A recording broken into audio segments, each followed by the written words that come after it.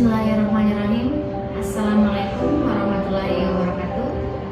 Selamat pagi, salam sejahtera untuk kita semua. Perkenalkan, nama saya Hairina Rosyadah, dosen program studi manajemen Institut Bisnis dan Keuangan di Makassar.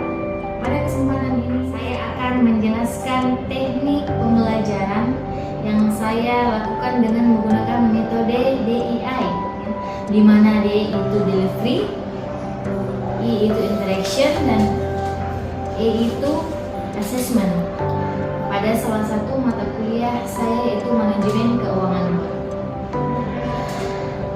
Mata kuliah manajemen keuangan 2 ini merupakan mata kuliah yang diampu pada semester genap pada program studi manajemen dengan bobot 3 SKS. Adapun total pertemuan pada mata kuliah ini adalah sebanyak 16 kali pertemuan 16 kali pertemuan, termasuk ujian tengah semester dan ujian akhir semester. Saya menjelaskan terlebih lanjut bagaimana teknik belajar yang saya lakukan. Terlebih dahulu saya akan memaparkan tentang deskripsi mata kuliah manajemen keuangan 2, terlebih khusus pada materi struktur modal. Teori struktur modal ini, kemampuan yang diharapkan pada pembelajaran ini yang pertama, di mana mahasiswa itu mampu membedakan antara struktur keuangan, struktur kekayaan, dan struktur modal dalam sebuah perusahaan. Yang kedua, bagaimana mahasiswa itu mampu menjelaskan struktur modal yang optimal. Yang ketiga, mahasiswa itu mampu menjelaskan faktor yang mempengaruhi struktur modal. Dan yang terakhir, mahasiswa itu mampu menghitung besarnya struktur modal. Dalam menyampaikan materi mata kuliah ini, berdasarkan referensi berikut beberapa referensinya. Yang pertama, di sini saya menggunakan buku yang berjudul Fundamental of Financial Management edisi kelima Terus yang kedua, di sini saya akan memakai buku dari Hanafi Mamdu yang berjudul Manajemen Keuangan 2 edisi ke-2 Terus buku yang ketiga berjudul Teori dan Praktek Manajemen Keuangan oleh Imade Sudana. Baik, berikut sedikit gambaran video mengenai materi yang akan saya bawakan yang membahas teori struktur modal. Selamat menyaksikan.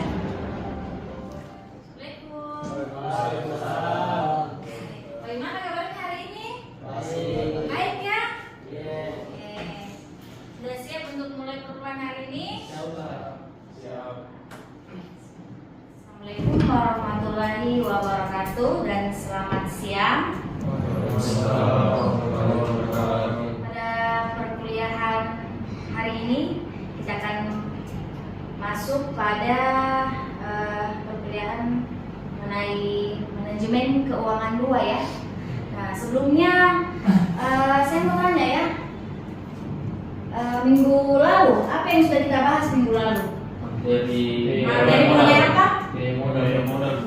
Biaya modal Oke. Baik, berarti setelah kita mempelajari atau membahas mengenai biaya modal, kita akan masuk di materi yang kedua mengenai capital structure atau disebut dengan struktur modal. Materi mengenai capital structure atau struktur modal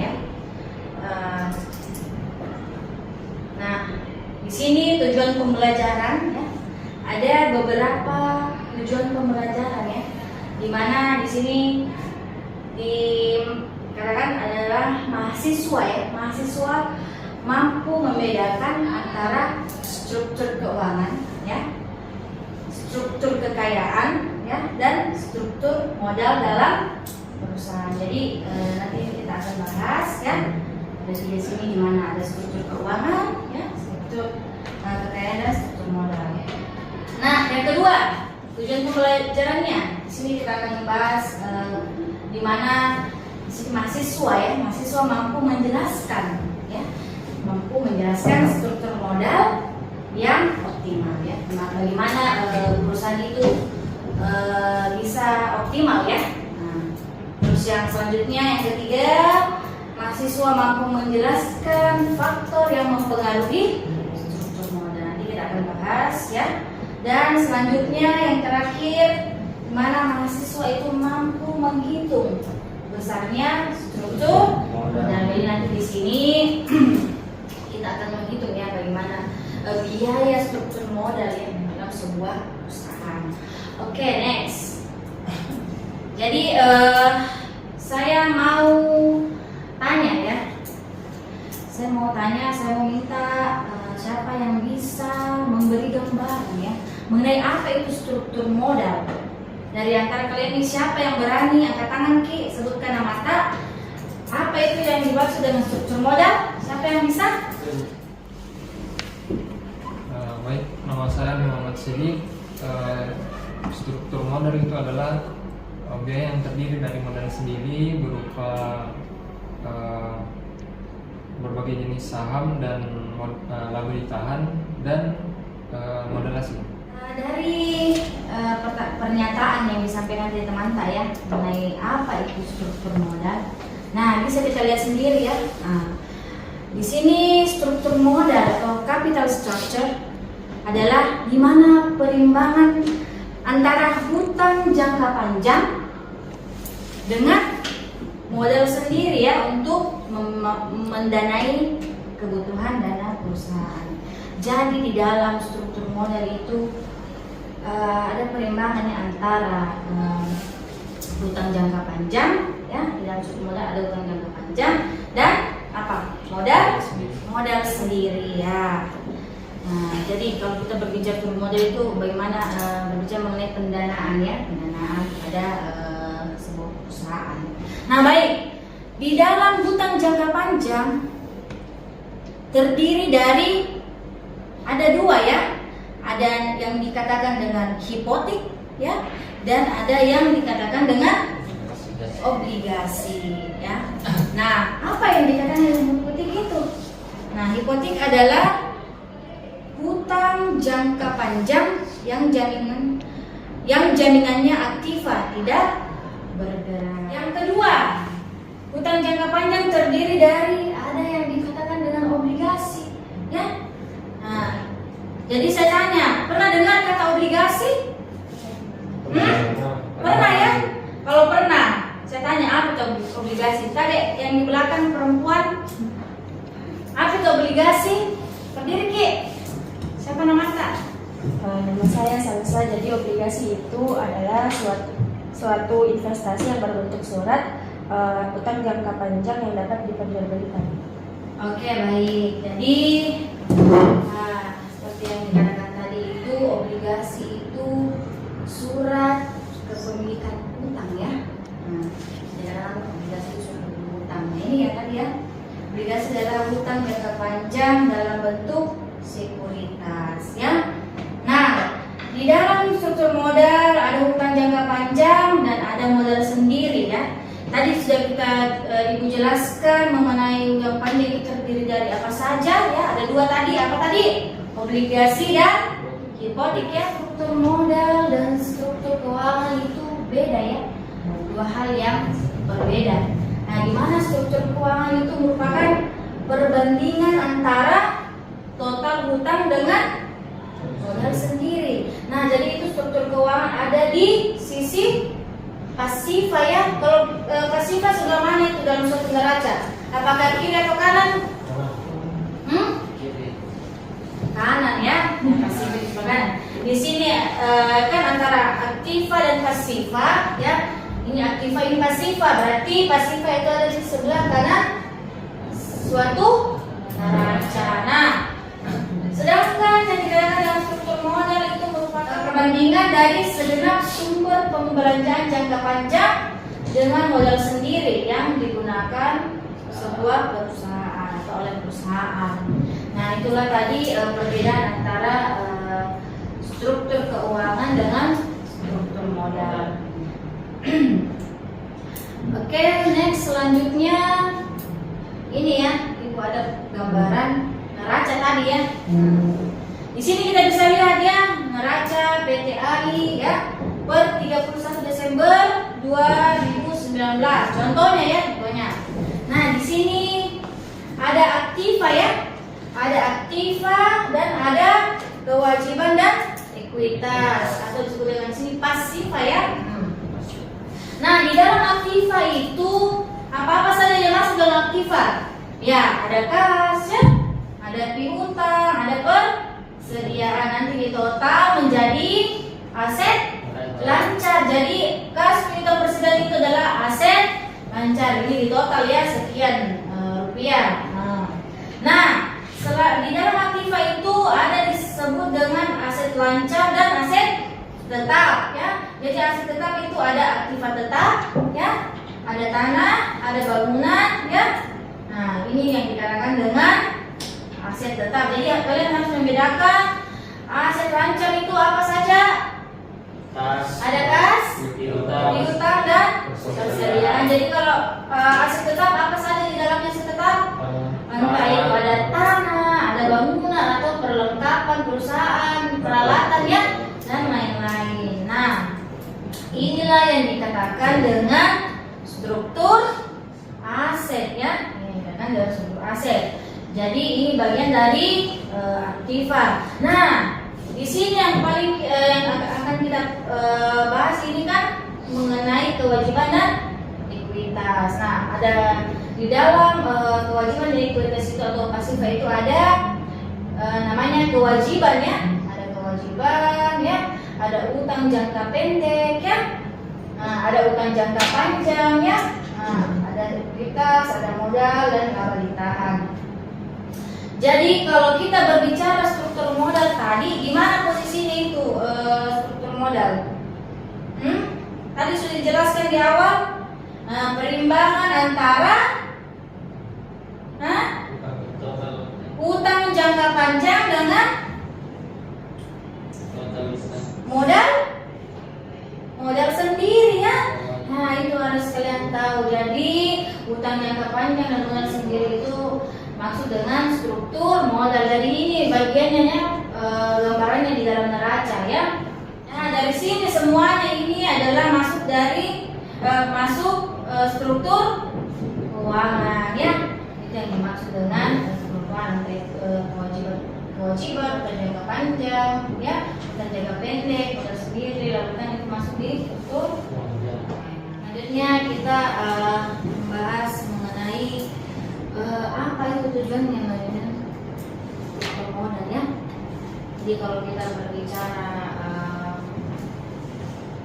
tujuannya dari struktur modal, ada tujuan pokok ya. Apa saja itu tujuan pokoknya ya?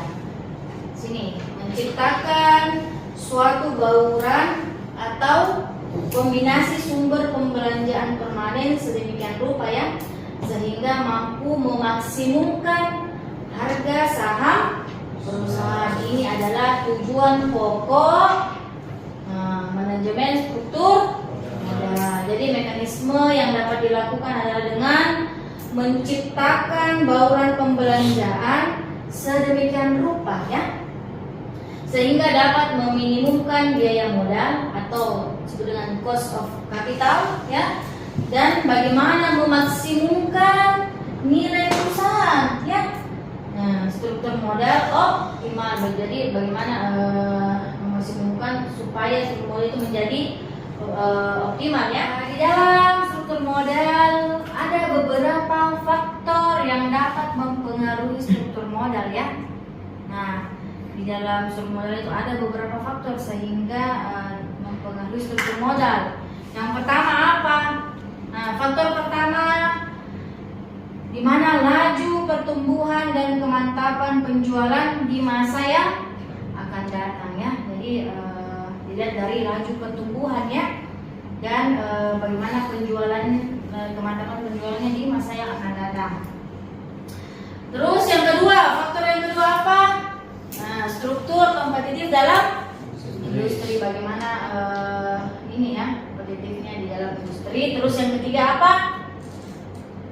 Susunan aset dari perusahaan sendiri. Nah, selanjutnya faktor yang mempengaruhi yang keempat apa di sini? Risiko bisnis yang dihadapi perusahaan. Jadi setiap kita membangun atau mendirikan sebuah perusahaan pasti ada risiko-risiko ya yang dihadapi. Itu masuk di risiko bisnis yang dihadapi perusahaan.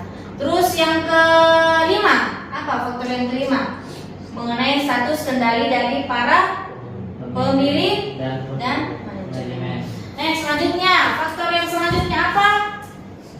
Bagaimana sikap para kreditor modal ya terhadap industri dan perusahaan. Oke baik, sebelumnya saya mau tanya, apa itu kreditor? Siapa yang bisa angkat tangan? Kreditor. Ya. Menurut saya kreditor itu orang yang meminjamkan uang atau kredit. Oke, orang yang meminjamkan kredit ya itu dengan kreditor ya. Oke, selanjutnya faktor yang ke-7 ya.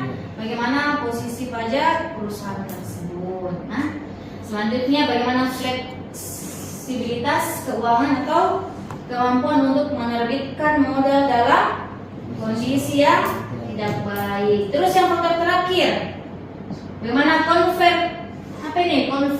konservatisme ya atau agresivisme manajerial. Nah, di semua ini merupakan faktor-faktor yang mempengaruhi struktur modal. Oke. Selanjutnya kita akan membahas. Nah, ya, kita masuk di perhitungan ya.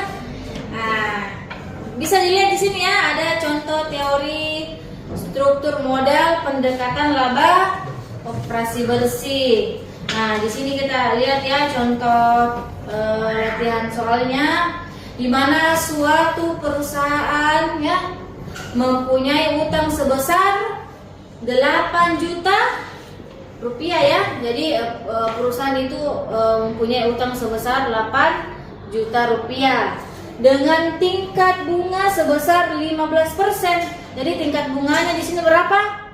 15%. Laba operasi bersih berapa di sini? Laba operasi bersihnya ada 8 juta rupiah ya, dengan tingkat kapitalisasi total sebesar 20% ya, dan saham yang beredar sejumlah 10 lembar.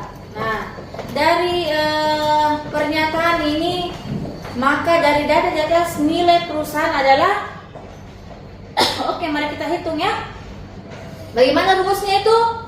Kalau kita mau menghitung ini nilai perusahaannya ada KO sama dengan O per V. Apa tadi ini O? Apa tadi itu? O. Laba operasi bersih per V. Apa tadi itu V? Nilai total nilai perusahaan ya.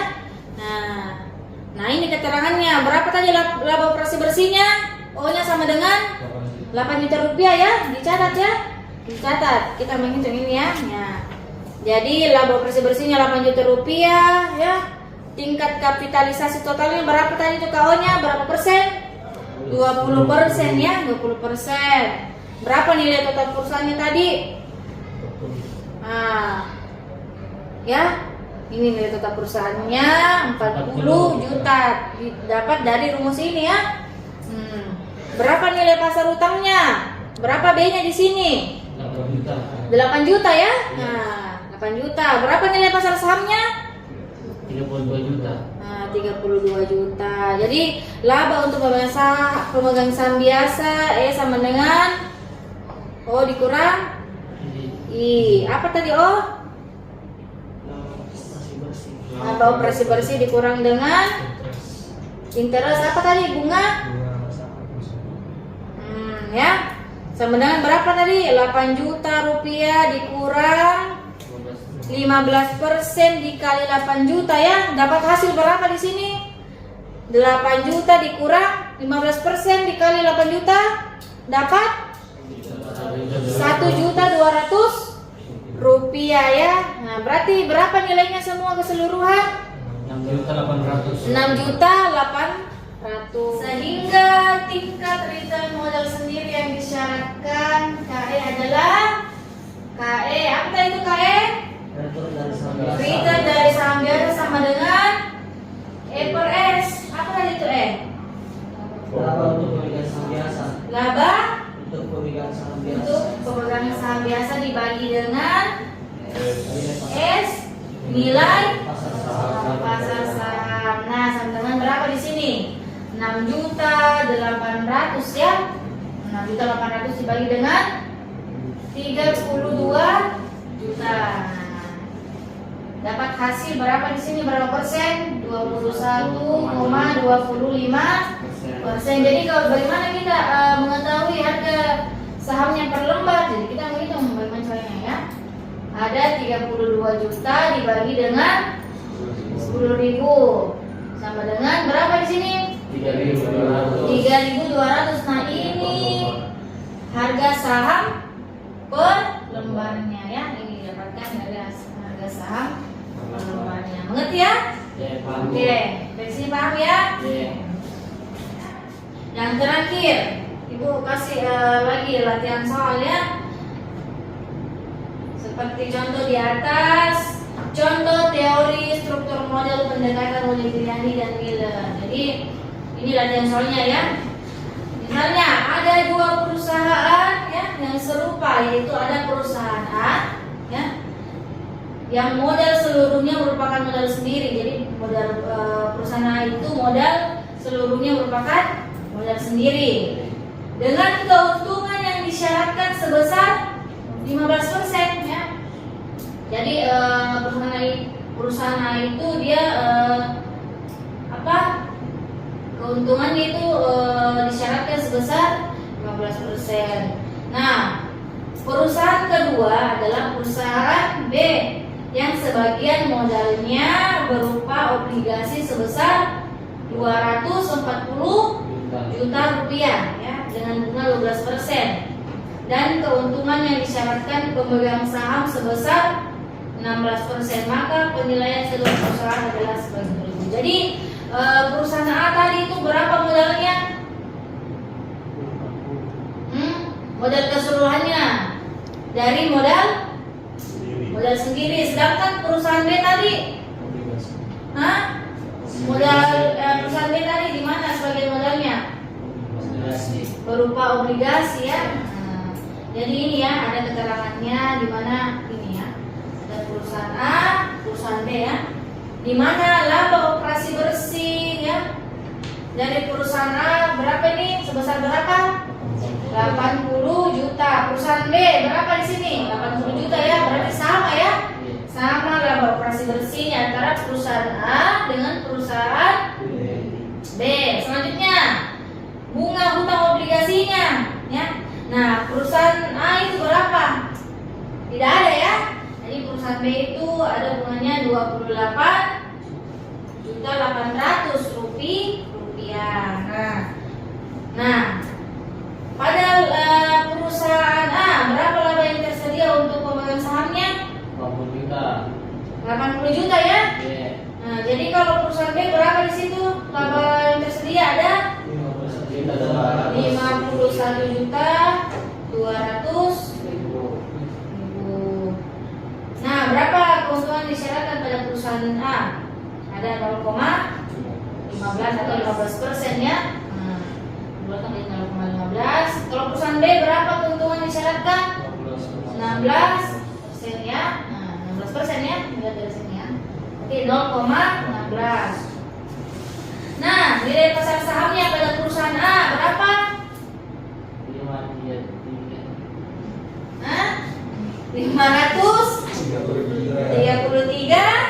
333 bla bla bla ya, bisa dilihat sendiri ya. Nah, perusahaan B berapa nilai pasar sahamnya?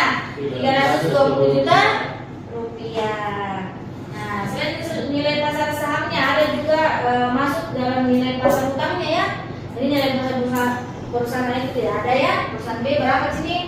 240 juta. Nah, berarti nilai total perusahaannya di sini berapa? 333.000 rupiah. ya, 333 rupiah ya. Nah, perusahaan B berapa di situ nilai total perusahaannya? 560.000 berapa? Nah, 560 juta. Ya sampai keliru Ki, 560.000 ya. Padahal di sini 560 juta. Oke. Ini ya. Jadi bagaimana kita menghitung ini tingkat kapitalisasi keseluruhannya atau KO-nya? Ya, bagaimana kita menghitung perusahaan A? Ya, 80 juta rupiah dibagi dengan 333.333. Oke, sama dengan dapat berapa persen? Dapat 15%. Nah, perusahaan B 80 juta rupiah dibagi dengan 560 juta rupiah dapat berapa persen? 14,3%. Jadi ini ya, ada beberapa ini ya kesimpulan. Menurut MM, situasi di atas tidak dapat berlangsung terus. Jadi tidak dapat berlangsung terus karena akan terjadi proses arbitrase yang menjadikan kedua nilai perusahaan sama. Jadi pendapatnya MM itu tidak dapat berlangsung ya, tidak dapat berlangsung terus. Nah, pada perusahaan B ya tidak akan memiliki nilai yang lebih tinggi ya, karena perusahaan tersebut memiliki struktur modal yang berbeda dengan perusahaan A ya. Tidak sama dengan struktur modalnya toh? Iya, B. Nah, jadi perusahaan B itu tidak akan memiliki nilai yang lebih tinggi ya. Nah, ya, investor dalam perusahaan B akan mampu memperoleh keuntungan yang sama tanpa peningkatan risiko keuangan dengan cara menginvestasikan dananya pada perusahaan A. Nah, terakhir, bagaimana transaksi arbitrase ini terus berlangsung sampai membuat nilai total kedua perusahaan itu sama. Ini adalah kita menghitung tingkat kapitalisasi keseluruhannya ya, menggunakan pendekatan apa dari ini? MM ya. Nah, MM. Oke. Kalau begitu dari pemaparannya tadi Ibu, mungkin ada yang mau bertanya atau sudah paham ya? Cukup paham ya? Cukup jelas? Oke, cukup jelas. Misalnya nanti ya ada yang kurang jelas atau mau bertanya atau apa, mau diskusi mengenai nanti materi kita ini, hubungi saja Ibu ya. Entah itu via WhatsApp ya, atau telepon atau bagaimana ya. Oke, baik. Saya kira cukup sekian pertemuan kita hari ini. Semoga apa yang Ibu paparkan ini bisa kalian pahami ya. Oke, baik, terima kasih. Assalamualaikum warahmatullahi wabarakatuh. Waalaikumsalam warahmatullahi wabarakatuh.